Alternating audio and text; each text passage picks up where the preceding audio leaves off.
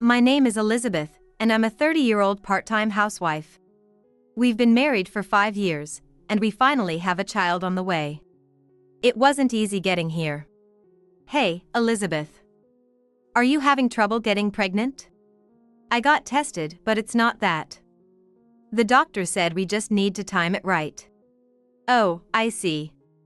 I thought you were infertile, and I wouldn't get any grandkids. No, it's not like that, so don't worry. I was planning to kick you out if you were infertile. You don't have to worry about that. In the end, it was just a matter of timing, and we didn't need fertility treatments. My mother-in-law lives within a 5-minute walk and visits us almost every day. My husband, David, says it's reassuring to have my parents close by in case anything happens, but I find it far from reassuring. When the baby is born, I'm sure she'll be so involved in raising it that she won't even notice me. I can't stand that. But since we've already bought a house, there's nothing I can do, so I told David that I wanted to stay at my parents' place, about a 40-minute drive away, for a while after the birth, and he understood. I think I'll stay at my parents' place for a bit after the baby's born. Yeah, that sounds good. You should get some rest. They say giving birth is like being in a car accident, so take it easy and come back when you're feeling better. You sure know a lot about this. Well, it's your first time giving birth, so I did some research. That's sweet. You're gonna be a great dad. Of course. I'm a great dad already. He seemed proud, but something about his reaction bothered me. He looked really happy when I said I'd stay at my parents' place. I appreciated his concern and his research, but I couldn't stop thinking about his expression. I didn't say anything at the time and just focused on getting ready for the birth. 2 weeks before my due date, I headed to my parents' house. David drove me there, saying, "I'll keep in touch," and left quickly without even saying goodbye to my parents. I thought it was strange he didn't say anything, but David's always been a bit awkward and not very close with my family. Being at my parents' house, I could relax more than at home. It was amazing how peaceful it was without my mother-in-law constantly dropping by. 2 weeks later, 2 days before my due date, I went into labor. Hey, David. My contractions have started. My water hasn't broken yet, so I'm not at the hospital. The contractions are getting closer together. If you want to be there for the birth, you should come now. Be there for the birth? Did we plan that? What? We talked about you being there. Did we? I'm busy, so I can't make it. Oh, sorry, my boss is calling. Gotta go. And he hung up. No way, he said he'd be there for the birth. I felt a bit anxious about giving birth alone. But my mom said she would be with me, which made me feel a little better. 10 hours later, my first child, a daughter, was born. She was so adorable, I was overwhelmed with happiness. I sent David a photo and told him that she was born safely. Oh, good, was all he said. I was hoping for a "you did great" or "good job" or even a loving comment like "she's so cute," but there was nothing. He didn't visit me at the hospital even once, and I was discharged without seeing him. Even after I told him I was back at my parents' place, I didn't hear from him, and a month passed, and David still hadn't come to see our baby. Does he not care about his own child? I wondered, feeling anxious. After giving birth, I wasn't in the best health, so I couldn't go back home, and before I knew it, my daughter was already 3 months old. David hadn't come to see us even once. I kept sending him photos, and sometimes he'd say, "Well, she's cute," but there was never a message filled with love. I didn't feel any affection from him, not just for our baby but for me too. Doesn't he want to see us? Did he stop loving me during the pregnancy? However, it might just be because it's a busy time at work. That's the only way I could think about it. But my mom thought differently. She suggested we go back home because it was strange that David hadn't visited at all. I was feeling a bit better, and maybe David was excited to see our daughter growing up. So, I decided to surprise him by going home. My mom offered to drive us, and I was excited on the way. My parents were encouraging me, saying he'd be happy to see us, and I started to believe them. But when we got home, a strange woman answered the door. "Who are you?" Who are you?" When I showed my confusion, she seemed to realize who I was. She looked at me and my baby several times before quickly going back inside. Then David rushed to the door. "What are you doing here all of a sudden? Why are you mad that I came home? Who is that woman?" "Who?" "Never mind. I'll find out myself." I handed my daughter to my mom and hurried into the living room. There I found a 2-year-old boy and the woman who had answered the door, living comfortably as if it was their home. "What's going on here? And what's with this room? I get that there are more baby things, but they're definitely for a boy, right? Our baby is a girl." "Yeah, I know that." "So? Explain this to me right now." "Well, there's no point hiding it now. I was hoping you'd just stay at your parents' place. I'm living here with Lillian and our son now. So, there's no place for you and the baby here." "What? What are you talking about? And that boy, is he your son?" "Yeah, he's my son with Lillian. You could call him my illegitimate child." "So, that's why you knew so much about childbirth?" "Exactly. I couldn't be there for Lillian when she gave birth, so I'm happy we can live together now." "So, you need to leave." "Oh, I see. I'll leave then." "Wow, that was easy. I thought you'd refuse to divorce, and I've been putting up with this. Honestly, I wanted to divorce you myself." "Great. Now we can live happily here, and you can enjoy being a poor single mom." "Good luck. Living in this mansion is amazing." Leaving the two of them celebrating, I returned to my mom. She was worried about me, but I just told her we needed to get back to the car where my dad was waiting. When I told my parents the truth, my dad was furious, but I calmed him down and asked him to take us back to their house. After leaving my daughter with my parents, I went straight to a private investigator to gather evidence of David and Lillian's affair. Since they were living together, we quickly collected plenty of proof, and talking to people around them provided even more information. Lillian was a colleague of David. They met when David was her mentor, and they often spent time together. Lillian mistakenly believed that David, who was in charge of personnel development, was climbing the corporate ladder and bragged to people. I poked holes in the condoms to get pregnant and forced David to take responsibility. Around the time I went to my parents' house to give birth, Lillian quit her job and stopped coming to work. She must have planned to rely on David. After gathering the evidence, I contacted David. "I'm coming home to start the divorce process." "Finally ready for the divorce?" "We'll start our marriage process right after." "I don't care about that. How's Saturday?" "Got it." So, I went back home on the weekend to discuss the divorce. When I walked in, my mother-in-law was there, grinning. "Oh, so you're getting divorced? That's too bad. But I'm happy with my new daughter-in-law and grandchild." "Good for you. You're so cold. Can't you at least look a little sad?" "Why should I? I'm not sad." David chimed in, "Too bad, our kid is cuter. But since Lillian's kid was born first, we have to prioritize him." "You don't love either of the kids, do you?" "Kids are noisy. I never liked them. They just happened. And now, I realize they're not that cute." "You're unbelievable.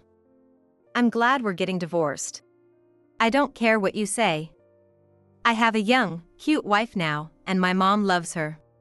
"Yes. She's much better than you." "Great. Can we discuss the divorce now?" "I brought the papers, so please sign them." "I'll file them." "You're surprisingly cooperative." "Are you sure you'll file them?" "Of course. I want this divorce.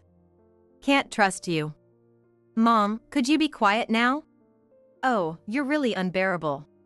Anyway, here are the documents for the alimony and child support payments." "What? Alimony?" "Of course. You cheated, so you owe me alimony. And since you acknowledged the child, you're obligated to pay child support. What? I'm not seeing the kid, so I'm not paying support. You're really clueless, aren't you? Even if you don't see the child, you still have to pay child support. You're such a poor, stingy woman. Fine, I'll pay both alimony and child support. Paying alimony should be no problem for you, right? Both of them looked oddly confident. Anyway, I've sent certified copies of the documents to both your company and your parents' house, so please check them. What? Why did you send them to my parents' house? And I'm not paying any alimony. Why do you think you're exempt? You're also responsible. Why should I be? I'm a woman. Talking to someone as dumb as you is a waste of time. I'll take all my belongings now. Do whatever you want. Just hurry up and leave. All right, thanks. I called the movers who were waiting outside and had them come in. Hey, wait a minute. That stuff belongs to us. No, I brought this from my apartment before we got married. Movers, please take the TV, microwave, and fridge. Just leave the contents wherever. I had already explained the situation to the movers, so they placed the fridge's contents on the floor. I burst out laughing at the sight. The dresser and table are mine too.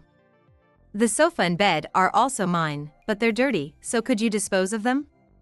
I'll cover the disposal fee. I calmly instructed them, and they took everything. Wait a minute. We can't live without that stuff. Not my problem. This is what divorce means. But what about dividing the assets? There's quite a bit, right? You have this house, isn't that enough? You're supposedly rich, right? By the way, Lillian quit her job, didn't she? Yes, but unlike you, I'm loved by David, and he promised to support our family. He said I could be a stay-at-home mom. Good for you. If you're so wealthy, you can buy new furniture and appliances. Don't you hate using stuff your ex-wife bought? Well, of course. I was thinking about that, right, David? Let's just buy everything new. Yeah, that makes sense. What a gullible man. I took my personal bank account and the joint savings we had accumulated. Though there wasn't much in the joint account, I didn't really care. David was grumbling, but Lillian said, "Let's just get rid of that woman and build a happy home together." She's pathetic. Yeah, you're right. I went through my lawyer to finalize everything before they could change their minds. I didn't want to deal with any more complaints. And I couldn't risk them changing their minds. I hurried to finalize the divorce and submitted the documents. I was finally single. I could live with my adorable daughter. Nothing made me happier. After everything settled down, I moved out of my parents' house and started living with my daughter. A little while later, David contacted me. Hey. Why did you take my bank book? I didn't take your bank book. I only have mine and our joint account. Besides, there was only about $1,000 in the joint account. What's the big deal? Then where's my bank book? I don't know. Why does it matter? I can't pay the mortgage and utility bills. I got a notice saying the payments weren't made, and I don't know which account they're supposed to come from. They were coming from the joint account, but when we did the paperwork, we changed it to your account, remember? You had the bank book then. Did it go missing? The bank book is here, but there's only $2 in the account. And I'm only getting $3,000 a month. Are you taking some of my money? Or is my salary going into your account? That's impossible. Your salary is $3,000 a month? I was paying the mortgage and utility bills from my salary. You worked for a big company, so you should have been able to pay the mortgage. But you quit when I got pregnant, right? Lillian was your colleague at that big company, so she should know you quit. Lillian thinks I'm working at an even better company. Honestly, I thought so too. My previous job was too tough, but now it's easier. The bigger the company, the easier the work. Are you kidding? That's hilarious. So, you didn't even know your own salary. I had to check my pay stubs online, which was a hassle, and the bills were getting paid. You're just working part-time, so you shouldn't be making much. Actually, during my pregnancy, I started a business. My app was a big hit, and now I make about $100,000 a month. But you said you didn't want my money, remember?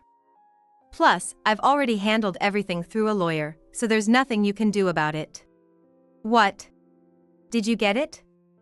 I was paying the bills with my money, which is why you could spend on Lillian and didn't need to pay any bills. No way. So now I have to pay the mortgage, utilities, and everything else? That's right. Plus, you have to pay for your own retirement and Social Security contributions. I was paying for those, but I can't anymore. No way. What am I supposed to do? I don't care. You need to take responsibility for your actions. Come on, but you're making so much money now. You don't need alimony from me. That's a separate issue. You still need to pay alimony and child support. Why? We can't afford it. That's not my problem. Just the mortgage is $2,000, utilities are $1,000, our phone bills are $600, and we have $4,000 in credit card debt. That's a lot. That's your problem. You spent that money.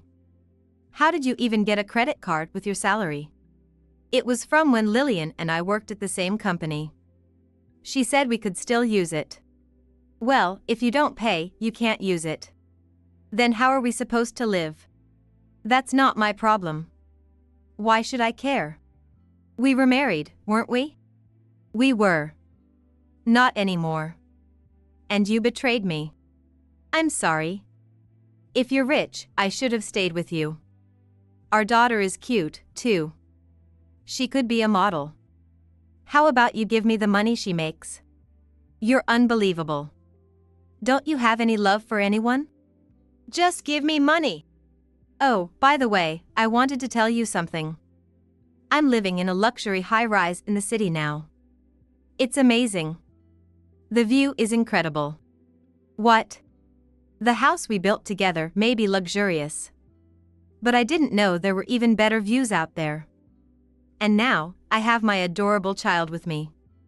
I feel more love every day. Without someone like you around, life is so much better. Hey, is that allowed? Of course, it is. Since the divorce, I've earned even more money. It's all mine now. David was stunned and, with a changed attitude, said, So, if I break up with Lillian, can we undo this? Are you serious? Do you think I'd agree to that? Please, please. I don't know what to do. Well, I might consider waiving the child support. But you have to pay alimony in full. So, hurry up and pay. No way, tell me this is a joke. I wish it were. I said and hung up. 2 hours later, my mother-in-law called. If you had money, you should have said so. What fun do you get from making my son suffer? Your son's suffering is his own fault, isn't it? What did I do? I was the one being betrayed. Maybe, but everyone cheats. Why make a big deal out of it? With a parent like you, it's no wonder he turned out the way he did. What did you say? Your son is the problem, not me. I even let him keep the house. Without that, he'd be completely ruined. Why are you so unlovable? I can't believe it. Then don't contact me. Have your precious daughter-in-law help you out. She's no longer my daughter-in-law. What do you mean? She left. She's not living with us anymore. Did she leave him? Yes. When you took everything and she realized David had no money, she left. She even abandoned the child. Oh my, what about the divorce? They're not divorced yet. Actually, I didn't really care, but it sounded interesting, so I listened. When you left and found out David's salary was only $3,000 a month, she suddenly changed and said this. What? I didn't realize he had so little money. What a disappointment. Hey, I'll give you 3 months to find a job that pays at least $20,000 a month. If you can't, we're getting divorced. And you're taking the kid. She really said that. What a terrible woman. Compared to her, you were better. Now you're successful with your app, right? You have money. David doesn't need to work, and you have a beautiful daughter who looks just like him. She's adorable. Why don't you come back? We can raise her together, and you won't need to pay alimony. Mom, no, you're just an old lady now. Do you have any idea how delusional you sound? Old lady? What? Yeah, old lady.